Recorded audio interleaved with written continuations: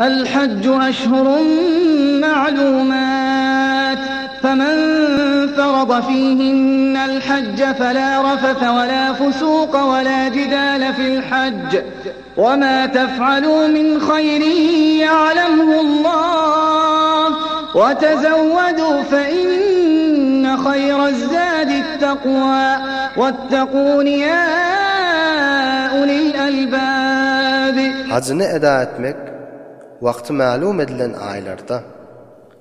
Hac üçün ihram bağlanıp hacını özüne lazım etse, pes şoňa hatun bilen yatmak yoktur ve hatun bilen yatmağın sohbetini etmek yoktur ve jedel etmek yoktur. Ve eger hayır işlerden bir zat etseniz, Allah tebarek ve taala onu bilir ve sevabını verir.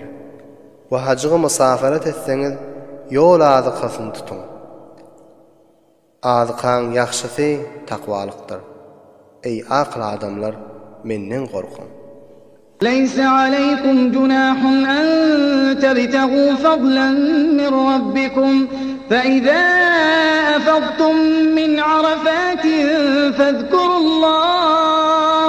فاذكروا الله عند المشعر الحرام واذكروه كما هداكم وإن كنتم من قبله لمن الضالين.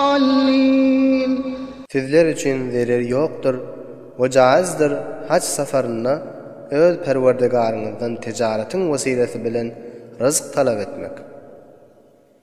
Pes vaktiki Arafat'ta mevkuf olup qaydıp Muzdalifa'ya gelseniz, Hudanı köp yad edin, telbiye aydıp ve tesbih aydıp Hudanı yad edin, zikrini edip, sizi dinin amellerine ve hacın ef'allarına hidayet edişi ali. Ve siz Huda hidayet etmezden ozol, gumradınız dinin amellerinden hiç tat bilmeyediniz.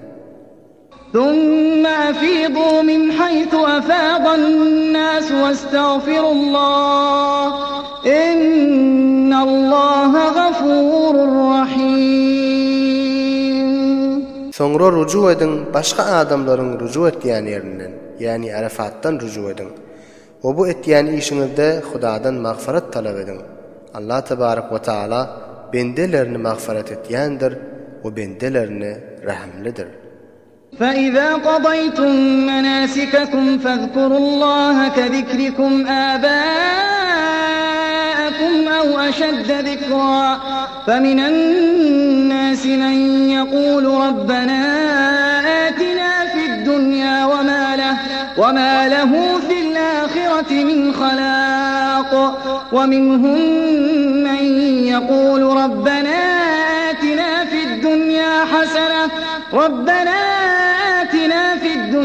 حسنة وفي الآخرة حسنة وقنا عذاب النار أولئك لهم نصيب مما كسبوا والله سريع الحساب. Pes vakti ki hacın erkanlarını eda edip bolsanız, pes Hudanı yad edin, ata vavalarını yad etşiniz yali, belki Hudanı beter yad edin. Pes adamların bäzileri bardır dua edip aytýarlar, Perverdigara bizlere dünyada bergildip, olar üçün ahirette pay yoktur. Bu adamların bäzileri bardır, olar dua edip aytýarlar, Hudaya bize hem dünyada yaxşılık ber ve hem ahirette yaxşılık bergil ve bizni ahiretin odundan sakla deyip aytýarlar. Şol üçün özlerinin eden amelleri cehetli pay bardır ve sevap bardır. Ve Allah tebarek ve taala çakkan hesabalı gocudur.